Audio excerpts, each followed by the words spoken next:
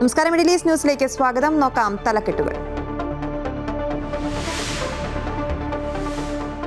പ്രധാനമന്ത്രി നരേന്ദ്രമോദിയുടെ ത്രിരാഷ്ട്ര പര്യടനത്തിന് തുടക്കം. ജോർദാൻ, എത്യോപ്യ, ഒമാൻ എന്നീ രാജ്യങ്ങൾ സന്ദർശിക്കും. സുപ്രധാന കരാറുകളിൽ ഒപ്പിട്ടേക്കും. രാസവളങ്ങളുടെ ഇറക്കുമതിയുമായി ബന്ധപ്പെട്ട ജോർദാനുമായി കരാറിനും സാധ്യത.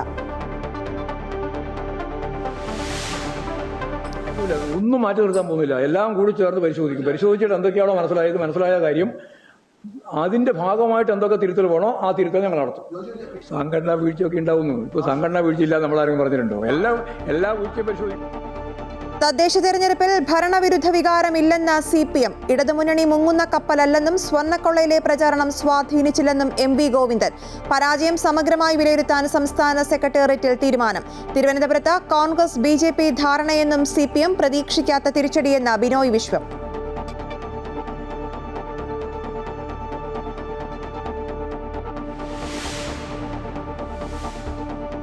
SIR-ലെ പൊരുത്തക്കേടുകൾ ചൂണ്ടിക്കാട്ടി രാഷ്ട്രീയ കക്ഷികൾ. 25 ലക്ഷത്തോളം എന്യൂമറേഷൻ ഫോമുകൾ പൂരിപ്പിച്ച് തിരികെ ലഭിക്കാത്തതിന്റെ കാരണമെന്തെന്ന് തെരഞ്ഞെടുപ്പ് കമ്മീഷൻ വിളിച്ച യോഗത്തിൽ കോൺഗ്രസും CPM-ഉം ലീഗും.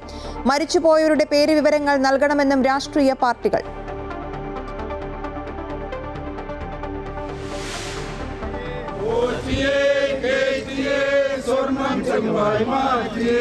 സ്വർണം കെട്ടവരാരപ്പ സഖാക്കളാണ് അയ്യപ്പ. സ്വർണം കെട്ടവരാരപ്പ സഖാക്കളാണ് അയ്യപ്പ. ലോഹം കെട്ടവരാരപ്പ സഖാക്കളാണ് അയ്യപ്പ. സ്വർണ്ണക്കള്ളന്മാർ കണക്കുപുറത്ത്. ശബരിമല സ്വർണ്ണക്കൊള്ളയിൽ പാർലമെന്റ് കവാടത്തിൽ UDF MPമാരുടെ പ്രതിഷേധം. കോടതി മേൽനോട്ടത്തിൽ കേന്ദ്ര ഏജൻസിയുടെ അന്വേഷണം വേണമെന്ന ആവശ്യം. സ്വർണ്ണക്കൊള്ളയിൽ കൂടുതൽ ഉന്നതരുടെ പങ്കന്വേഷിക്കാൻ SIT. ഉണ്ണികൃഷ്ണൻ പോറ്റിയെയും മുരാരി ബാബുവിനെയും 2 ദിവസത്തെ കസ്റ്റഡിയിൽ വിട്ടു. മുൻ എക്സിക്യൂട്ടീവ് ഓഫീസർ സുധീഷ് കുമാറിന്റെ 2 ജാമ്യാപേക്ഷകളും വിജിലൻസ് കോടതി തള്ളി.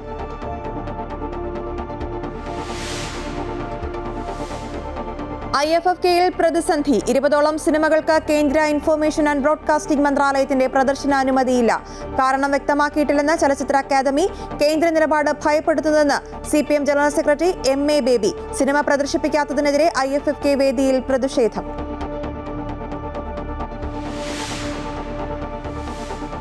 ആരാധകരെ ആവേശത്തിലാഴ്ത്തി മെസ്സി. ഗോട്ട് ഇന്ത്യ ടൂറിന്റെ ഭാഗമായി ഡൽഹിയിലെത്തിയ താരത്തിന് ആവേശോജ്വല സ്വീകരണം. വിദേശ സന്ദർശനത്തിന് ആയതിനാൽ പ്രധാനമന്ത്രിയുമായുള്ള കൂടിക്കാഴ്ച റദ്ദാക്കി.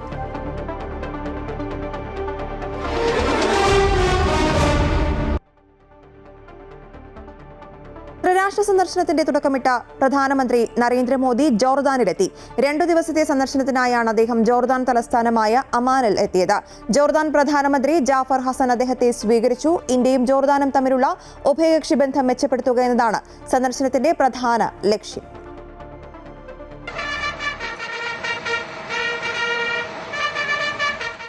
പ്രധാനമന്ത്രി നരേന്ദ്രമോദിയുടെ ത്രിരാഷ്ട്ര സന്ദർശനത്തിന്റെ ഭാഗമായാണ് മോദി ജോർദാനിൽ എത്തിയത്. ജോർദാൻ പ്രധാനമന്ത്രി ജാഫർ ഹസൻ പ്രധാനമന്ത്രിയെ സ്വീകരിച്ചു. ജോർദാൻ രാജാവ് അബ്ദുള്ള രണ്ടാമൻ ബിൻ അൽ ഹുസൈന്റെ ക്ഷണപ്രകാരമാണ് മോദിയുടെ ജോർദാൻ സന്ദർശനം. ഇന്ത്യയും ജോർദാനും തമ്മിലുള്ള ഉഭയകക്ഷി ബന്ധം മെച്ചപ്പെടുത്തുന്നതിലാണ് ഈ സന്ദർശനത്തിൽ കൂടുതൽ ശ്രദ്ധ കേന്ദ്രീകരിക്കുന്നത്. ജോർദാൻ രാജാവുമായി പ്രധാനമന്ത്രി ചർച്ച നടത്തും. ഇന്ത്യ ജോർദാൻ ബന്ധങ്ങളിലെ എല്ലാ വിഷയങ്ങളും ഇരു രാജ്യങ്ങളിലെയും പ്രധാനപ്പെട്ട പ്രാദേശിക സംഭവ വികാസങ്ങളും ചർച്ചാ വിഷയമാകും. ജോർദാൻ, എത്യോപ്യ, ഒമാൻ എന്നീ രാജ്യങ്ങളിലാണ് പ്രധാനമന്ത്രിയുടെ സന്ദർശനം. തുടർന്ന് പ്രധാനമന്ത്രി ഇന്ത്യൻ സമൂഹത്തെയും സന്ദർശിക്കും. ഇന്ത്യ ജോർദാൻ ബിസിനസ് ഫോറത്തെ അഭിസംബോധന ചെയ്യുന്ന മോദി എത്യോപ്യയിലേക്കും തിരിക്കും. പ്രധാനമന്ത്രിയുടെ ആദ്യ എത്യോപ്യൻ സന്ദർശനമാണിത്. എത്യോപ്യൻ പാർലമെന്റിന്റെ സംയുക്ത സമ്മേളനത്തെ അഭിസംബോധന ചെയ്യുന്ന അദ്ദേഹം പ്രധാനമന്ത്രി അബി അഹമ്മദ് അലിയുമായി കൂടിക്കാഴ്ച നടത്തും. തുടർന്ന് ഇന്ത്യ ഒമാൻ നയതന്ത്ര ബന്ധത്തിന്റെ 70ാം വാർഷികാഘോഷത്തിൽ പങ്കെടുക്കുന്നതിന് മോദി മസ്കറ്റിലെത്തും. ഒമാൻ സുൽത്താനുമായി പ്രധാനമന്ത്രി കൂടിക്കാഴ്ച നടത്തും. ഡിസംബർ 16-നാണ് ജോർദാനിലെ സന്ദർശനം പൂർത്തിയാക്കിയ ശേഷം മോദി എത്യോപ്യയിലേക്ക് തിരിക്കുന്നത്. 17-നാണ് പ്രധാനമന്ത്രി ഒമാനിൽ എത്തുന്നത്. ഒമാൻ സുൽത്താൻ ഹൈതം ബിൻ താരിഖിന്റെ ക്ഷണപ്രകാരമാണ് സന്ദർശനം. പ്രധാനമന്ത്രിയുടെ ഒമാനിലേക്കുള്ള 2ാമത്തെ സന്ദർശനമാണിത്. സുൽത്താനുമായുള്ള ചർച്ചകൾ തന്ത്രപരമായ പങ്കാളിത്തവും വാണിജ്യ സാമ്പത്തിക ബന്ധവും ശക്തിപ്പെടുത്താൻ സഹായിക്കുമെന്ന് മോദി പ്രത്യാശ പ്രകടിപ്പിച്ചിരുന്നു. ഇരു രാജ്യങ്ങളും തമ്മിലുള്ള നയതന്ത്ര ബന്ധത്തിന്റെ 70 വർഷം തികയുന്ന സമയത്താണ് മോദിയുടെ സന്ദർശനം. വ്യാപാരം, നിക്ഷേപം, ഊർജ്ജം, പ്രതിരോധം, സുരക്ഷ, സാങ്കേതികവിദ്യ, കൃഷി, സംസ്കാരം തുടങ്ങിയ പ്രധാന മേഖലകളിലെ സഹകരണം ഇരു രാജ്യങ്ങളും സമഗ്രമായി വിലയിരുത്തും. ഒമാനിലെ ഇന്ത്യൻ പ്രവാസികളെയും പ്രധാനമന്ത്രി അഭിസംബോധന ചെയ്യും. News desk, Amrita TV. തദ്ദേശ തെരഞ്ഞെടുപ്പിൽ ഭരണവിരുദ്ധ വികാരം ഉണ്ടായിട്ടില്ലെന്ന് CPM. ശബരിമല സ്വർണ്ണക്കൊള്ളയിലെ പ്രചാരണം ജനവിധിയെ ബാധിച്ചിട്ടില്ല. നിയമസഭാ മണ്ഡലത്തിലെ വോട്ട് ശതമാനം ചൂണ്ടിക്കാട്ടി മൂന്നാം തവണയും തുടർഭരണത്തിൽ വരുമെന്ന് സംസ്ഥാന സെക്രട്ടറി MV ഗോവിന്ദൻ. ജില്ലാ തലങ്ങളിൽ യോഗം ചേർന്ന് തോൽവി വിലയിരുത്തും. കൊല്ലം കോർപ്പറേഷനിലെ പരാജയം പ്രത്യേകം പരിശോധിക്കും. തിരുവനന്തപുരം കോർപ്പറേഷനിൽ കോൺഗ്രസ് BJP കൂട്ടുകെട്ടെന്ന് MV ഗോവിന്ദൻ ആരോപിച്ചു. 3 ഗ്രാമപഞ്ചായത്ത് വാർഡിലും എതിരില്ലാണ്ട് ജയിച്ച കാര്യം അവർ ബോധപൂർവം മറന്നുപോവുകയോ അല്ലെങ്കിൽ ചേർക്കാതിരിക്കുകയോ ചെയ്തിട്ടുണ്ട്. 8000 വോട്ട് ശരാശരിയുള്ള ഒരു നമ്പറിൽ UDF-ന് 20% വോട്ട് കഴിച്ചാൽ ബാക്കി ആന്തൂരും മലപ്പട്ടവും 80% ഇടതുപക്ഷ വോട്ടുള്ള വാർഡുകളാണ്. തളിപ്പറമ്പ് നിയോജകമണ്ഡലത്തിൽപ്പെട്ടതാണ് ആന്തൂരും മലപ്പട്ടവും. ആന്തൂര് 5 നഗരസഭാ വാർഡും മലപ്പട്ടം 3 ഗ്രാമപഞ്ചായത്ത് വാർഡും ഇതില്ലാണ്ട് ജയിച്ച കണക്കുകൂടി കൂട്ടിയാൽ ഇവർ പറഞ്ഞതിനേക്കാളും എത്രയോ അതിൻ്റെ ഇരട്ടി ഇടതുപക്ഷ ജനാധിപത്യ മുന്നണിക്ക് ലീഡായിരിക്കും. തദ്ദേശ തെരഞ്ഞെടുപ്പിലുണ്ടായത് പ്രതീക്ഷിക്കാത്ത തിരിച്ചടിയെന്ന് CPI സംസ്ഥാന സെക്രട്ടറി ബിനോയ് വിശ്വം. ശബരിമല ഉൾപ്പെടെയുള്ള എല്ലാ വിഷയവും പരിശോധിച്ച് ശക്തമായി തിരിച്ചുവരും. തെറ്റുകളുണ്ടെങ്കിൽ കണ്ടെത്തി ആത്മാർത്ഥമായി തിരുത്തും. കമ്മ്യൂണിസ്റ്റുകാർ നിലപാട് പറയുമ്പോൾ ഉപയോഗിക്കുന്ന വാക്കുകളും ശൈലിയും പ്രധാനപ്പെട്ടതാണെന്നും അദ്ദേഹം പറഞ്ഞു. ആരും പ്രതീക്ഷിക്കാത്ത ഒരു പരാജയം ഉണ്ടായിട്ടുണ്ട്. അതുകൊണ്ട് തന്നെ കമ്മ്യൂണിസ്റ്റ് പാർട്ടിയുടെ കമ്മിറ്റികൾ അതേപ്പറ്റി ഗൗരവമായിട്ട് പരിശോധിക്കാൻ കടപ്പെട്ടിരിക്കുന്നു. അതൊരു കമ്മ്യൂണിസ്റ്റ് ചുമതലയാണത്. ഇതിൻ്റെ ആദ്യഘട്ടമാണ് ഇന്നത്തെ കമ്മിറ്റികൾ, സെക്രട്ടേറിയറ്റും ഉണ്ട്, എക്സിക്യൂട്ടീവും ഉണ്ട്. ഞങ്ങൾ അതേപ്പറ്റി ആത്മാർത്ഥമായി പരിശോധിച്ച് തെറ്റുകൾ ഉണ്ടെങ്കിൽ അത് കണ്ടെത്തി അവ തിരുത്തി മുന്നോട്ട് പോകും. ഇടതുപക്ഷം തീർച്ചയായിട്ടും തിരിച്ചു വരും. കേരളത്തിൻ്റെ ഭാവി ഇടതുപക്ഷമായിരിക്കും. ഈ കുറച്ച് സമയം കൊണ്ട് തന്നെ ഞങ്ങൾ ഞങ്ങളുടെ ഭാഗത്തുണ്ടായ വീഴ്ചകളെ പറ്റി പരിശോധിക്കണം. ആവശ്യമായ തിരുത്തലുകൾ വേണ്ടിവരും. ആ തിരുത്തലുണ്ടാകും. SIR-മായി ബന്ധപ്പെട്ട തെരഞ്ഞെടുപ്പ് കമ്മീഷൻ വിളിച്ച യോഗത്തിൽ കണക്കുകളിലെ പൊരുത്തക്കേട് ചൂണ്ടിക്കാട്ടി രാഷ്ട്രീയ കക്ഷികൾ. തിരികെ ലഭിക്കാത്ത എന്യൂമറേഷൻ ഫോമുകളുടെ എണ്ണം 20 ലക്ഷത്തിൽ നിന്ന് 25 ലക്ഷമായി ഉയർന്നത് എങ്ങനെയെന്ന് CPM-ഉം കോൺഗ്രസും മുസ്ലിം ലീഗും പരാതി ഉന്നയിച്ചു. മരിച്ചുപോയവരുടെ പേരുവിവരങ്ങൾ ലഭ്യമാക്കണമെന്നും രാഷ്ട്രീയ പാർട്ടികൾ ആവശ്യപ്പെട്ടു. കരട് പ്രസിദ്ധീകരിക്കും മുൻപ് എന്യൂമറേഷൻ ഫോം തിരികെ കിട്ടാത്തവരെ കണ്ടെത്താൻ വീണ്ടും ശ്രമം നടത്തണമെന്ന് രാഷ്ട്രീയ കക്ഷികൾ ആവശ്യപ്പെട്ടു. ശബരിമല സ്വർണ്ണക്കൊള്ള ദേശീയ ശ്രദ്ധയിലേക്ക് കൊണ്ടുവന്ന UDF. സ്വർണ്ണക്കൊള്ളക്കെതിരെ പ്ലക്കാർഡുകൾ ഉയർത്തി പാർലമെന്റിന്റെ കവാടത്തിൽ UDF MPമാർ പ്രതിഷേധിച്ചു. തദ്ദേശ തെരഞ്ഞെടുപ്പിൽ വൈറലായ പാട്ട് പ്രതിപക്ഷ അംഗങ്ങൾ പാർലമെന്റിന് മുൻപിൽ പാടി. കോടതി മേൽനോട്ടത്തിൽ ദേശീയ ഏജൻസികൾ അന്വേഷിക്കണമെന്ന് MPമാർ ആവശ്യപ്പെട്ടു.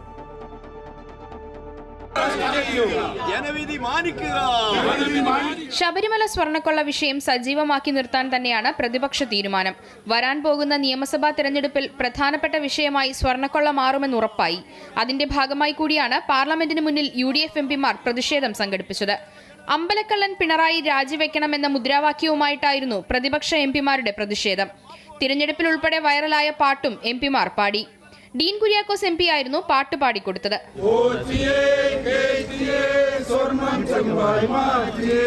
സ്വർണം കെട്ടവരാരപ്പാ സഖാക്കളാണേ അയ്യപ്പ. സ്വർണം കെട്ടവരാരപ്പാ സഖാക്കളാണേ അയ്യപ്പ. കഴിഞ്ഞ ദിവസം MPമാരായ KC വേണുഗോപാലും ഹൈബി ഈഡനും ആന്റോ ആന്റണിയും വിഷയം പാർലമെന്റിൽ ഉന്നയിച്ചിരുന്നു. കോടതി ഇടപെട്ടതുകൊണ്ട് മാത്രമാണ് സത്യം പുറത്തു വന്നതെന്നും ഇപ്പോൾ വരുന്ന വിവരങ്ങൾ അനുസരിച്ച് മാത്രം അന്വേഷണം അവസാനിപ്പിക്കാൻ പാടില്ലെന്നും ആന്റോ ആന്റണി പറഞ്ഞു.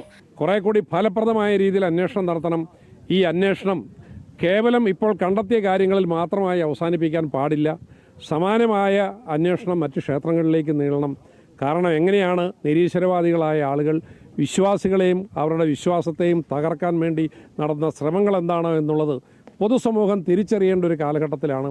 നിയമസഭാ തെരഞ്ഞെടുപ്പിന് 3 മാസം മാത്രം ശേഷിക്കെ സർക്കാരിനെ പ്രതിരോധത്തിലാക്കാൻ കഴിയുന്ന ഏറ്റവും വലിയ ആയുധമായി സ്വർണ്ണക്കൊള്ള UDF ഉപയോഗിക്കുകയാണ്. അമൃത ന്യൂസ്, ന്യൂഡൽഹി. ശബരിമല സ്വർണ്ണക്കൊള്ളയിൽ ഉത്തരവാദികളായ മുൻ മന്ത്രിമാരെ സംരക്ഷിക്കാൻ സർക്കാർ ശ്രമിക്കുന്നുവെന്ന് കോൺഗ്രസ് നേതാവ് രമേശ് ചെന്നിത്തല. കോടാനുകോടി ഭക്തരുടെ മനസ്സിൽ മുറിവേൽപ്പിച്ച സംഗതിയാണ് സ്വർണ്ണക്കൊള്ള. മുൻ മന്ത്രിമാരുടെ അറിവോ സമ്മതമോ ദേവസ്വം ബോർഡ് ഇല്ലാതെ ദേവസ്വം പ്രസിഡന്റുമാർക്ക് പ്രവർത്തിക്കുവാൻ സാധിക്കില്ല. തൊണ്ടി മുതൽ പുറത്തുവന്നാൽ പ്രതികളെ കണ്ടെത്താൻ കഴിയുമെന്നും അദ്ദേഹം പറഞ്ഞു. ശബരിമലയിലെ സ്വർണ്ണക്കൊള്ളയിൽ ഉത്തരവാദികളായിട്ടുള്ള മുൻ മന്ത്രിമാരെ സംരക്ഷിക്കാൻ ഗവൺമെൻറ് ശ്രമിക്കുകയാണ്. അല്ലെങ്കിൽ അവരുടെ പങ്ക് വളരെ വ്യക്തമായ കാര്യമാണ്. അവരെ സംരക്ഷിക്കാനാണ് മുൻ മന്ത്രിമാരുൾപ്പെടെയുള്ള ഉന്നതന്മാരെ സംരക്ഷിക്കാൻ ഗവൺമെൻറ് ശ്രമിക്കുകയാണ്. ഒരിക്കലും അംഗീകരിച്ചു കൊടുക്കാൻ കഴിയുന്ന ഒരു കാര്യമല്ല. ശബരിമല സ്വർണ്ണക്കൊള്ള കേസിൽ ഉണ്ണികൃഷ്ണൻ പോറ്റിയെയും മുരാരി ബാബുവിനെയും പ്രത്യേക അന്വേഷണ സംഘത്തിന്റെ കസ്റ്റഡിയിൽ വിട്ടു. പുതുതായി ശേഖരിച്ച തെളിവുകളുടെ അടിസ്ഥാനത്തിൽ ചോദ്യം ചെയ്യാൻ ഇരുവരെയും കസ്റ്റഡിയിൽ വേണമെന്ന SITയുടെ അപേക്ഷ പരിഗണിച്ച കൊല്ലം വിജിലൻസ് കോടതിയുടേതാണ് നടപടി. അതേസമയം ശബരിമല സ്വർണ്ണക്കൊള്ളയിൽ പ്രതിയായ Thiruvithamkoor Devaswom board executive officer Sudheesh കുമാറിന് കോടതി ജാമ്യം നൽകിയില്ല. ശബരിമല സ്വർണ്ണക്കൊള്ള കേസിൽ റിമാൻഡിലായിരുന്ന ഉണ്ണികൃഷ്ണൻ പോറ്റിയെയും മുരാരി ബാബുവിനെയും 2 ദിവസത്തേക്കാണ് പ്രത്യേക അന്വേഷണ സംഘത്തിന്റെ കസ്റ്റഡിയിൽ വിട്ടത്. കൊല്ലം വിജിലൻസ് കോടതിയിൽ നിന്നും കസ്റ്റഡിയിൽ വാങ്ങിയ പ്രതികളെ തിരുവനന്തപുരത്ത് എത്തിച്ചാണ് ചോദ്യം ചെയ്യുക. മുരാരി ബാബുവിനെ ദ്വാരപാലക കേസിലും ഉണ്ണികൃഷ്ണൻ പോറ്റിയെ കട്ടിളപ്പാള കേസിലുമാണ് കസ്റ്റഡിയിൽ വിട്ടത്. പ്രതികളെ 2 ദിവസം കസ്റ്റഡിയിൽ വേണമെന്ന SITയുടെ അപേക്ഷ വിജിലൻസ് കോടതി അംഗീകരിക്കുകയായിരുന്നു. അതേസമയം ശബരിമല സ്വർണ്ണക്കൊള്ളയിൽ പ്രതിയായ തിരുവിതാംകൂർ ദേവസ്വം ബോർഡ് മുൻ എക്സിക്യൂട്ടീവ് ഓഫീസർ സുധീഷ് കുമാറിന് കോടതി ജാമ്യം നൽകിയില്ല. കട്ടിളപ്പാളി കേസിലെയും ദ്വാരപാലക കേസിലെയും ജാമ്യാപേക്ഷയാണ് കൊല്ലം വിജിലൻസ് കോടതി ഇന്ന് തള്ളിയത്. സുധീഷിനല്ല തിരുവാഭരണ കമ്മീഷണർക്കാണ് ഉത്തരവാദിത്തമെന്നായിരുന്നു പ്രതിഭാഗം വാദം. എന്നാൽ ഉദ്യോഗസ്ഥനെന്ന നിലയിൽ സുധീഷ് കുമാറിനും പങ്കുണ്ടെന്ന് പ്രോസിക്യൂഷൻ വാദിച്ചു. പ്രോസിക്യൂഷനു വേണ്ടി അഡ്വക്കേറ്റ് സിജു രാജൻ ഹാജരായി. അമൃത ന്യൂസ്, കൊല്ലം. രാഹുൽ മാങ്കൂട്ടത്തിലിന്റെ ജാമ്യം തള്ളണമെന്നാവശ്യപ്പെട്ട് സംസ്ഥാന സർക്കാർ നൽകിയ ഹർജി ഹൈക്കോടതി ക്രിസ്മസ് അവധിക്ക് ശേഷം പരിഗണിക്കാൻ മാറ്റി. രണ്ടാമത്തെ പീഡന പരാതിയിൽ തിരുവനന്തപുരം സെഷൻസ് കോടതി അനുവദിച്ച മുൻകൂർ ജാമ്യത്തിനെതിരെയാണ് പ്രോസിക്യൂഷന്റെ ഹർജി. രാഹുൽ മാങ്കൂട്ടത്തിലിന്റെ അറസ്റ്റ് തടഞ്ഞ ഹൈക്കോടതി ഉത്തരവ് തുടരും. ആദ്യ പരാതിയിലെ മുൻകൂർ ജാമ്യാപേക്ഷയും കോടതി പിന്നീട് പരിഗണിക്കും. രാഹുൽ മാങ്കൂട്ടത്തിൽ MLAക്ക് ആശ്വാസമേകൊണ്ടാണ് അറസ്റ്റ് തടഞ്ഞുകൊണ്ടുള്ള ഉത്തരവ് ഹൈക്കോടതി നീട്ടിയത്. ആദ്യ പരാതിയിലെ മുൻകൂർ ജാമ്യാപേക്ഷയിൽ വിശദമായ വാദം കേൾക്കുമെന്ന് കോടതി പറഞ്ഞു. അടുത്ത വ്യാഴാഴ്ചത്തേക്കാണ് ഹർജി മാറ്റിയതെങ്കിലും ഒരുപക്ഷെ ക്രിസ്മസ് അവധി കഴിഞ്ഞ് ജനുവരിയിലാവും പരിഗണിക്കുക. അങ്ങനെയെങ്കിൽ അതുവരെ അറസ്റ്റ് തടഞ്ഞുള്ള ഉത്തരവ് നീട്ടി നൽകും. രണ്ടാമത്തെ പരാതിയിൽ തിരുവനന്തപുരം സെഷൻസ് കോടതി നൽകിയ മുൻകൂർ ജാമ്യം റദ്ദാക്കണമെന്നാവശ്യപ്പെട്ടാണ് സംസ്ഥാന സർക്കാർ ഹൈക്കോടതിയെ സമീപിച്ചത്. ജാമ്യം റദ്ദാക്കണമെന്ന സർക്കാരിന്റെ ആവശ്യവും ക്രിസ്മസ് അവധിക്ക് ശേഷമാവും ഹൈക്കോടതി പരിഗണിക്കുക. നിലവിൽ 2 കേസിലും രാഹുൽ മാങ്കൂട്ടത്തിനെ അറസ്റ്റ് ചെയ്യാൻ പോലീസിനാവില്ല. സെഷൻസ് കോടതി വിധിക്കെതിരെയുള്ള സർക്കാരിന്റെ അപ്പീലിൽ വിശദമായ വാദം കേൾക്കണമെന്ന് രാഹുൽ മാങ്കൂട്ടത്തിന്റെ അഭിഭാഷകൻ കോടതിയോട് ആവശ്യപ്പെട്ടിരുന്നു. ഇത് പരിഗണിച്ചാണ് ഹർജി ക്രിസ്മസ് അവധിക്ക് ശേഷം പരിഗണിക്കാൻ മാറ്റിയത്. ആദ്യത്തെ പരാതിയിലെ മുൻകൂർ ജാമ്യാപേക്ഷ വ്യാഴാഴ്ച പരിഗണിക്കുമെന്ന് അറിയിച്ചിട്ടുണ്ടെങ്കിലും അതിൽ സർക്കാരിന്റെ വിശദമായ വാദം കേൾക്കേണ്ടതുണ്ട്. അമൃത ന്യൂസ്, കൊച്ചി.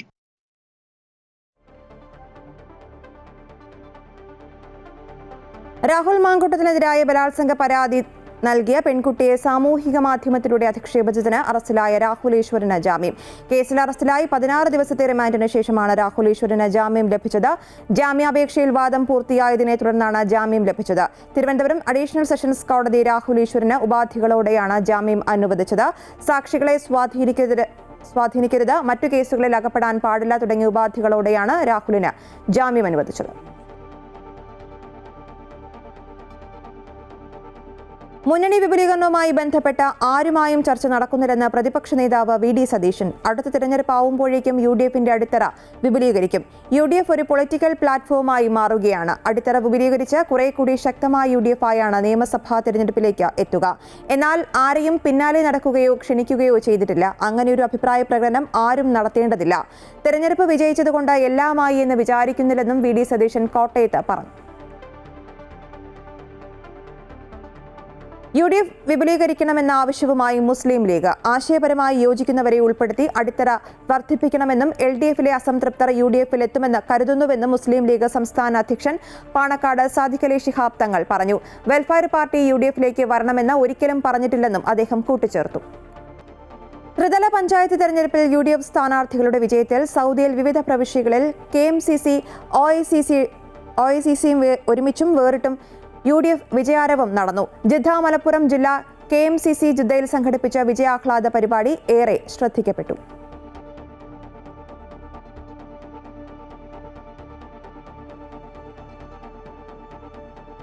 ജിദ്ദ മലപ്പുറം ജില്ലാ KMCC UDFന്റെ തിളക്കമാർന്ന വിജയത്തിൽ ആഹ്ലാദിച്ചുകൊണ്ട് ജിദ്ദ ഷറഫിയയിൽ വിജയം ആഘോഷിച്ചു.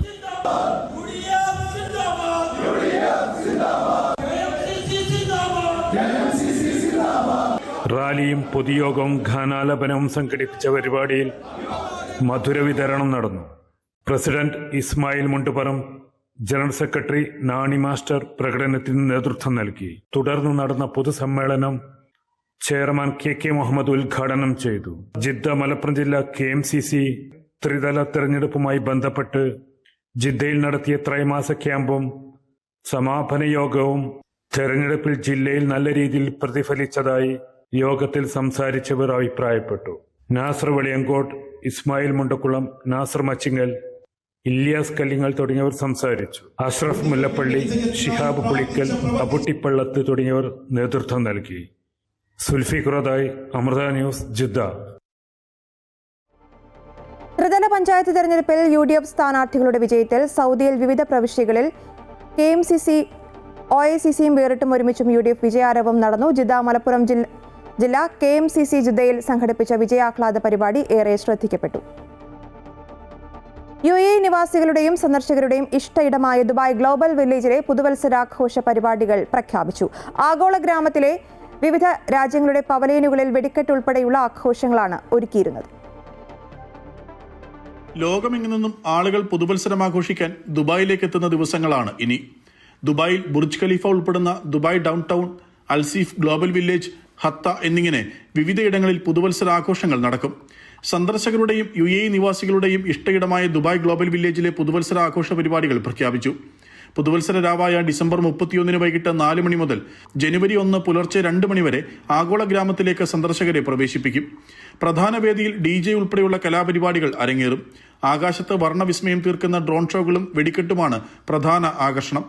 ഇന്ത്യ ഉൾപ്പെടെ വിവിധ രാജ്യങ്ങളുടെ പവലിയനുകളിൽ അതാത് രാജ്യത്ത് പുതുവർഷം പിറക്കുന്ന സമയം കണക്കാക്കിയാണ് കരിമരുന്ന് കലാപ്രകടനം നടക്കുക. പ്രാദേശിക സമയം രാത്രി 8 മണിക്ക് ചൈന പവലിയനിൽ പുതുവത്സരാഘോഷം നടക്കും. തായ്ലൻഡ് പവലിയനിൽ രാത്രി 9 മണിക്കും ബംഗ്ലാദേശ് പവലിയനിൽ രാത്രി 10 മണിക്കുമാണ് ആഘോഷങ്ങൾ അരങ്ങേറുക. ഇന്ത്യയുടെ പവലിയനിൽ രാത്രി 10:30 വെടിക്കെട്ട് ഉൾപ്പെടെയുള്ള ആഘോഷങ്ങളോടെ പുതുവത്സരത്തെ വരവേൽക്കും. ദുബായ് പവലിയനിൽ അർദ്ധരാത്രി 12 മണിക്ക് പുതുവത്സരാഘോഷങ്ങൾ അരങ്ങേറും. വിവിധ രാജ്യങ്ങളുടേതുൾപ്പെടെ 30 പവലിയനുകളാണ് ഇത്തവണ ദുബായ് ഗ്ലോബൽ വില്ലേജിൽ ഉള്ളത്. Amrita news, Dubai.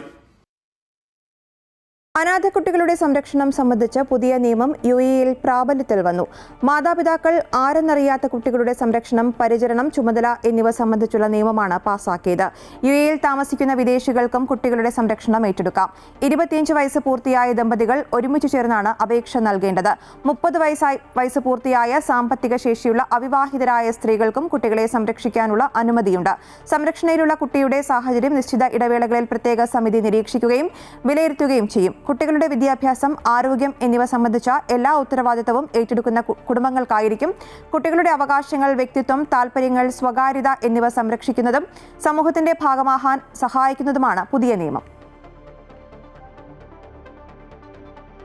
ഗാർഹിക തൊഴിലാളി നിയമത്തിനായി 311 സെന്ററുകൾക്ക് ലൈസൻസ് നൽകിയിട്ടുണ്ടെന്ന് UAE മാനവശേഷി സ്വദേശിവൽക്കരണ മന്ത്രാലയം അറിയിച്ചു. ഗാർഹിക തൊഴിലാളികളെ നിയമവിധേയമായി റിക്രൂട്ട് ചെയ്യാൻ സഹായിക്കുന്ന 136 ഏജൻസികളാണ് രാജ്യമൊട്ടാകെയുള്ളത്. ഇത്തരം സേവനങ്ങൾ നൽകുന്ന 175 ബിസിനസ് സർവീസസ് ഗൈഡൻസ് സെന്ററുകളും രാജ്യത്ത് പ്രവർത്തിക്കുന്നുണ്ട്. ഇവ കൂടാതെ 14 ലൈസൻസ് ഡെലിവറി സേവനം നൽകുന്ന സ്ഥാപനങ്ങളുമുണ്ട്. നിയമവിരുദ്ധ നിയമനങ്ങൾ നടത്തിയ 40 ഓഫീസുകൾക്ക് പിഴ ചുമത്തുകയും ലൈസൻസ് ഇല്ലാതെ ഗാർഹിക തൊഴിലാളി നിയമനം നടത്തിയ 70 സമൂഹ മാധ്യമ അക്കൗണ്ടുകൾ പൂട്ടുകയും ചെയ്തു. നിയമാനുസൃതവും പ്രവർത്തിക്കുന്ന സെന്ററുകൾ വഴി മാത്രമേ ഗാർഹിക തൊഴിലാളികളെ നിയമിക്കാവൂ എന്നും മന്ത്രാലയം നിർദ്ദേശം നൽകിയിട്ടുണ്ട്. ദുബായ് മെട്രോ ബ്ലൂ ലൈനിന്റെ റൂട്ട് മാപ്പ് പുറത്തിറക്കി. ദുബായ് റോഡ്സ് ആൻഡ് ട്രാൻസ്പോർട്ട് അതോറിറ്റിയാണ് റൂട്ട് മാപ്പ് പുറത്തുവിട്ടത്. 30 കിലോമീറ്റർ ദൈർഘ്യമുള്ള ബ്ലൂ ലൈൻ മെട്രോ 2029 പൊതുജനങ്ങൾക്ക് തുറന്നുകൊടുക്കും. മെട്രോ പാതയുടെ നിർമ്മാണം വേഗത്തിൽ നടക്കുകയാണ്. 14.5 കിലോമീറ്റർ തുരങ്കപാതയാണ് ദുബായ് മെട്രോ ബ്ലൂ ലൈനിനുള്ളത്.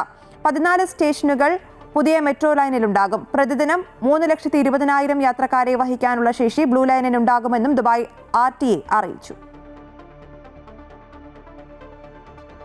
കുവൈറ്റിൽ മലയാളി വിദ്യാർത്ഥികൾ ഉൾപ്പെടെ നിരവധി പിഞ്ചു കുഞ്ഞുങ്ങൾക്ക് നേരെ ക്രൂരമായ ശാരീരിക പീഡനങ്ങൾ നടത്തിയ പ്ലേ സ്കൂൾ അധികൃതർക്കെതിരെ രക്ഷിതാക്കളുടെ പരാതി. ഫർവാനിയയിലെ അദ്വാനി കോംപ്ലക്സിൽ പ്രവർത്തിക്കുന്ന കിഡ്സ് പ്ലേ ഗ്രൂപ്പ് എന്ന സ്ഥാപനത്തിനും ജീവനക്കാർക്കുമെതിരെയാണ് രക്ഷിതാക്കൾ ഇന്ത്യൻ എംബസിയിലും കുവൈറ്റ് പോലീസിലും പരാതി സമർപ്പിച്ചിരിക്കുന്നത്. ഫർസാന സയ്യിദ് എന്ന മുംബൈ സ്വദേശിനിയാണ് സ്കൂളിന്റെ നടത്തിപ്പുകാരിയും പ്രിൻസിപ്പാളും. സംഭവത്തിനു ശേഷം ഇവർ ബഹ്റിനിലേക്ക് കടന്നുകളഞ്ഞതായാണ് അന്വേഷണത്തിൽ കണ്ടെത്തിയിരിക്കുന്നത്. കഴിഞ്ഞ 17 വർഷമായി ഫർസാന സയ്യിദ് എന്നയാളുടെ മാനേജ്മെന്റിന് കീഴിലാണ് പരാതി നേരിടുന്ന പ്ലേ സ്കൂൾ പ്രവർത്തിക്കുന്നത്. സ്കൂൾ ജീവനക്കാരിൽ നിന്നും ക്രൂരമായ ശാരീരിക പീഡനങ്ങൾ നേരിടുന്നതായി കുട്ടികൾ പലതവണ രക്ഷിതാക്കളോട് പരാതി പറഞ്ഞിരുന്നുവെങ്കിലും സ്കൂളിലെ ഒരു ജീവനക്കാരൻ ഔദ്യോഗിക രക്ഷകർതൃ സ്കൂൾ വാട്സപ്പ് ഗ്രൂപ്പ് വഴി കുട്ടികളുടെ പതിവ് പ്രവർത്തനങ്ങൾ കാണിക്കാൻ ഉദ്ദേശിച്ചുകൊണ്ട് പങ്കുവച്ച വീഡിയോ വഴിയാണ് കുട്ടികൾക്ക് നേരെ നടത്തുന്ന പീഡന ദൃശ്യം അവിചാരിതമായി ഒരു രക്ഷിതാവിന്റെ ശ്രദ്ധയിൽപ്പെട്ടത്. ഇതോടെയാണ് സംഭവം പുറത്തറിഞ്ഞത്. സൗഹൃദ ബന്ധത്തിന്റെ ഭാഗമായി ഇന്ത്യൻ തീരസംരക്ഷണ സേനയുടെ അഭിമാനമായ കപ്പൽ സാർത്ഥക് 5 ദിവസത്തെ സൗഹൃദ സന്ദർശന കഴിഞ്ഞു മടങ്ങി. ഇന്ത്യയും കുവൈറ്റുമായുള്ള പ്രതിരോധ സുരക്ഷാ ബന്ധങ്ങളിലും സമുദ്ര സഹകരണത്തിലും പുതിയൊരു അധ്യായം തുറന്നായിരുന്നു സാർത്ഥകിന്റെ ഈ കന്നി വിദേശ സന്ദർശനം. ഇന്ത്യൻ ത്രിവർണ്ണ പതാകയേന്തി സ്കൂൾ കുട്ടികൾ കപ്പലിന്റെ ജീവനക്കാരെ ആവേശത്തോടെ സ്വീകരിച്ചു. സൗഹൃദ സന്ദർശനത്തിന്റെ ആദ്യ ദിനം തന്നെ സുപ്രധാന കൂടിക്കാഴ്ചകൾ നടന്നു. ഇന്ത്യൻ അംബാസിഡർ പരിമിത ത്രിപാഠി സാർത്ഥകിന്റെ ക്യാപ്റ്റനും ഡെപ്യൂട്ടി ഇൻസ്പെക്ടർ ജനറലുമായ തിയാം ന്യൂട്ടനുമായി എംബസിയിൽ വെച്ച് കൂടിക്കാഴ്ച നടത്തി. സന്ദർശനത്തിന്റെ വിശദാംശങ്ങൾ ചർച്ച ചെയ്തു. തുടർന്ന് അംബാസിഡർ കപ്പൽ സന്ദർശിച്ചു. കപ്പലിലെത്തിയ അംബാസിഡർക്ക് ഗാർഡ് ഓഫ് ഓണർ നൽകി. കപ്പലിലെ ജീവനക്കാരുമായി സംവദിച്ച അവർ കപ്പലിന്റെ പരമായ സജ്ജീകരണങ്ങൾ കണ്ട് മനസ്സിലാക്കുകയും ചെയ്തു. പരസ്പര ധാരണ വർദ്ധിപ്പിക്കുന്നതിനായി പരിശീലന സ്ഥാപനങ്ങൾ പരസ്പരം സന്ദർശിക്കുകയും സാംസ്കാരിക വിനിമയ പരിപാടികളിൽ പങ്കെടുക്കുകയും ചെയ്തു. 2021 കമ്മീഷൻ ചെയ്ത ICGS സാർത്ഥക് പൂർണ്ണമായും ഇന്ത്യയിൽ തദ്ദേശീയമായി നിർമ്മിച്ച ഓഫ് ഷോർ പെട്രോൾ വെസലാണ്. ഗൾഫ് മേഖലയിലേക്കുള്ള സാർത്ഥകിന്റെ ഈ കന്നി വിദേശ സന്ദർശനം ഇന്ത്യ കുവൈറ്റ് സമുദ്ര സഹകരണത്തിന് കൂടുതൽ ഊർജം പകരും.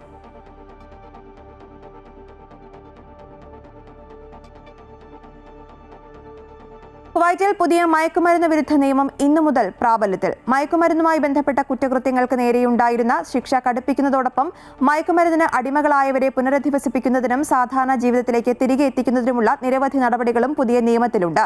മയക്കുമരുന്ന് കച്ചവടം, വ്യാപനം, കടത്ത് മുതലായ കുറ്റകൃത്യങ്ങൾക്ക് വധശിക്ഷ നടപ്പിലാക്കുവാനും പുതിയ നിയമത്തിൽ വ്യവസ്ഥ ചെയ്യുന്നുണ്ട്. കുറ്റകൃത്യത്തിന്റെ തോതനുസരിച്ച് 50,000 ദിനാർ മുതൽ 10 ലക്ഷം ദിനാർ വരെ പിഴശിക്ഷയും വ്യവസ്ഥ ചെയ്യുന്നതാണ് പുതിയ നിയമം. അതേസമയം മയക്കുമരുന്ന് ചേരുവ അടങ്ങിയ വിവിധ മരുന്നുകളുടെ കുറിപ്പടി നൽകുന്നതിന് ഡോക്ടർമാർക്ക് കനത്ത നിയന്ത്രണം ഏർപ്പെടുത്തിയിട്ടുണ്ട്. ഇത്തരം മരുന്നുകൾ കുറിപ്പടിയില്ലാതെ നൽകുന്ന ഫാർമസികളിലെ ജീവനക്കാരെയും മയക്കുമരുന്ന് കുറ്റകൃത്യങ്ങളുടെ ഗണത്തിൽ ഉൾപ്പെടുത്തും. മയക്കുമരുന്ന് ചേരുവകൾ അടങ്ങിയ ഔഷധങ്ങൾ നാട്ടിൽ നിന്ന് കൊണ്ടുവരുന്നതിനും വിമാനത്താവളങ്ങളിൽ ശക്തമായ നിയന്ത്രണങ്ങൾ ഏർപ്പെടുത്തിയിട്ടുണ്ട്.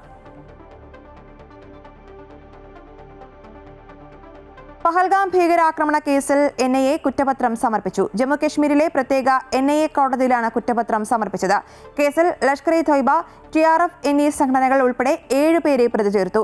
വിനോദസഞ്ചാരികൾ ഉൾപ്പെടെ 26 പേരുടെ ജീവനെടുത്ത പഹൽഗാം ഭീകരാക്രമണത്തിൽ 8 മാസത്തിനു ശേഷമാണ് ദേശീയ അന്വേഷണ ഏജൻസി പ്രത്യേക NIA കോടതിയിൽ കുറ്റപത്രം സമർപ്പിച്ചത്.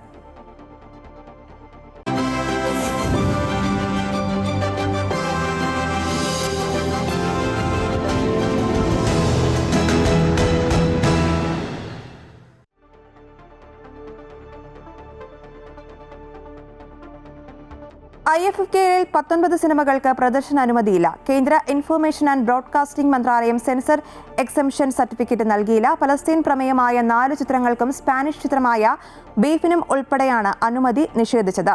കേന്ദ്ര നിലപാട് ഭയപ്പെടുത്തുന്നതെന്ന് CPM ജനറൽ സെക്രട്ടറി MA ബേബിയും സിനിമയുടെ പേര് നോക്കിയല്ല തീരുമാനമെടുക്കേണ്ടതെന്ന് അടൂർ ഗോപാലകൃഷ്ണനും വിമർശിച്ചു. അനുമതി നിഷേധിച്ചതിനെതിരെ IFFK വേദിയിൽ പ്രതിഷേധവും സംഘടിപ്പിച്ചു. Amritam powered by Dhanalakshmi Bank, banking on relationships forever. Swamiye Sharanam ശബരിമലയിൽ ദർശനം നടത്തിയ ഭക്തരുടെ എണ്ണം 25 ലക്ഷം കവിഞ്ഞു. കഴിഞ്ഞ വർഷം ഈ സമയം 21 ലക്ഷം ഭക്തരാണ് എത്തിയിരുന്നത്. കാനനപാത വഴിയെത്തുന്ന ഭക്തരുടെ എണ്ണവും വർദ്ധിച്ചിട്ടുണ്ട്. ഡിസംബർ അവസാന വാരത്തോടെ തിരക്ക് കൂടുമെന്നാണ് പ്രതീക്ഷിക്കുന്നതെന്ന് Sabarimala chief police coordinator ADGP S. Sreejith പറഞ്ഞു. മണ്ഡലകാലം ആരംഭിച്ചതിനു ശേഷം 25 ലക്ഷം ഭക്തരാണ് അയ്യപ്പ ദർശനം നടത്തിയത്. ഭക്തരുടെ എണ്ണത്തിൽ മുൻ വർഷത്തേക്കാൾ വർധനവ് ഉണ്ടായെങ്കിലും കൃത്യമായ ക്രമീകരണങ്ങളിലൂടെ എല്ലാവർക്കും സുഗമമായ ദർശനം സാധ്യമാക്കാൻ കഴിഞ്ഞെന്ന് Sabarimala chief police coordinator ADGP S. Sreejith പറഞ്ഞു. കഴിഞ്ഞ വർഷം ഈ സമയം 21 ലക്ഷം ഭക്തരാണ് എത്തിയിരുന്നത്. ആദ്യ ദിവസങ്ങളിൽ വലിയ തിരക്ക് വന്നെങ്കിലും അത് പരിഹരിക്കാൻ സാധിച്ചുവെന്നും അദ്ദേഹം അറിയിച്ചു. കഴിഞ്ഞ കൊല്ലത്തെ അപേക്ഷിച്ച് 4 ലക്ഷത്തിൽ കൂടുതൽ ആൾക്കാർ ഈ കാലയളവിൽ വന്നു കഴിഞ്ഞു. 21 ലക്ഷം ആൾക്കാർ വന്ന സ്ഥലത്ത് ഇപ്പോൾ ഏകദേശം 25 ലക്ഷത്തോളം ആൾക്കാരാണ് മിനിഞ്ഞാന്നത്തെ കണക്കനുസരിച്ച് വന്നു പോയിട്ടുള്ളത്. അപ്പോൾ ആൾക്കാർ വരുന്നത് കൂടുകയാണ് ചെയ്യുന്നത്. നമ്മൾ ക്രമീകരിക്കുന്ന നിർദ്ദേശിക്കുന്ന എല്ലാ കാര്യങ്ങളും അനുസരിച്ചുകൊണ്ട് ഭക്തർ വന്നാൽ നമ്മൾ വേറൊരു പ്രശ്നം അഭിമുഖീകരിക്കാൻ തോന്നുന്നില്ല. ഇത്തവണത്തെ പ്രത്യേകത വാരാന്ത്യ ദിവസങ്ങളിൽ തിരക്ക് കുറയുന്നു എന്നതാണ്. എന്നാൽ പ്രവൃത്തി ദിവസങ്ങളിൽ വലിയ തോതിൽ ഭക്തർ എത്തുകയും ചെയ്യുന്നു. ഡിസംബർ അവസാന വാരത്തോടെ തിരക്ക് കൂടുമെന്നാണ് പ്രതീക്ഷിക്കുന്നത്. ദർശനം സുഗമമാക്കാൻ എല്ലാവിധ ക്രമീകരണങ്ങളും ഏർപ്പെടുത്തിയിട്ടുണ്ടെന്നും ADGP S. ശ്രീജിത്ത് അറിയിച്ചു. അമൃത ന്യൂസ് സന്നിധാനം. ശബരിമലയിൽ ദർശനം നടത്തിയ നടൻ ദിലീപ് നടിയെ ആക്രമിച്ച കേസിൽ കോടതി കുറ്റവിമുക്തനാക്കിയതിന് പിന്നാലെയാണ് ദിലീപ് സന്നിധാനത്ത് എത്തിയത്. കളഭാഭിഷേകം അടക്കമുള്ള പ്രത്യേക വഴിപാടുകൾ നടത്തിയാണ് ദിലീപ് മടങ്ങിയത്. ഇന്ന് പുലർച്ചെയോടെയാണ് ദിലീപ് സന്നിധാനത്തെത്തിയത്. PR ഓഫീസിലെത്തിയ ദിലീപ് അവിടെ വിശ്രമിച്ചു. ഇരുമുടിക്കെട്ടില്ലാതെ എത്തിയ ദിലീപ് 18-ാം പടി ചവിട്ടാതെ സിവിൽ ദർശനമാണ് നടത്തിയത്. തുടർന്ന് തന്ത്രിയുടെ ഓഫീസിൽ ചെന്ന് പ്രത്യേക പൂജകൾ ഷീട്ടാക്കി. കളഭാഭിഷേകം, നെയ്യഭിഷേകം തുടങ്ങിയ വഴിപാടുകളാണ് ദിലീപ് നടത്തിയത്. ഉച്ചയ്ക്ക് കളഭാഭിഷേക ചടങ്ങിൽ ദിലീപ് പങ്കെടുത്തു. ചടങ്ങിനോടനുബന്ധിച്ച് പ്രദക്ഷിണത്തിലും ദിലീപിന്റെ സാന്നിധ്യം ഉണ്ടായിരുന്നു. കഴിഞ്ഞ തവണ ദിലീപ് ശബരിമലയിലെത്തിയപ്പോൾ VIP പരിഗണന നൽകി 10 മിനിറ്റിലധികം ശ്രീകോവിലിന് മുന്നിൽ നിന്നത് വിവാദമായിരുന്നു. ഹൈക്കോടതി അടക്കം വിഷയത്തിൽ വിമർശനം ഉന്നയിച്ചിരുന്നു. ഇത്തവണ നടന് കൂടുതൽ സുരക്ഷാ പരിഗണനയിലേക്ക് കടക്കാതിരിക്കാൻ ദേവസ്വം ബോർഡും പോലീസും ശ്രദ്ധ പുലർത്തിയിരുന്നു. Amrita news Sannidhanam.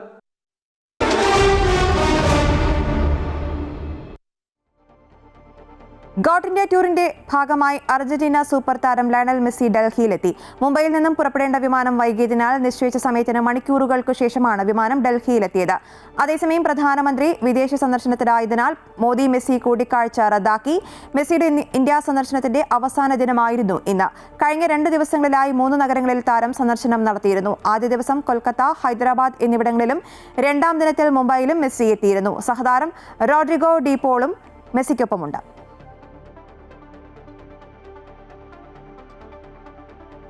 Dailies news പൂർണ്ണമാകുന്നു. കൂടുതൽ വാർത്തകൾക്കായി അമൃത ന്യൂസ് യൂട്യൂബ് ചാനൽ കാണുക. നമസ്കാരം.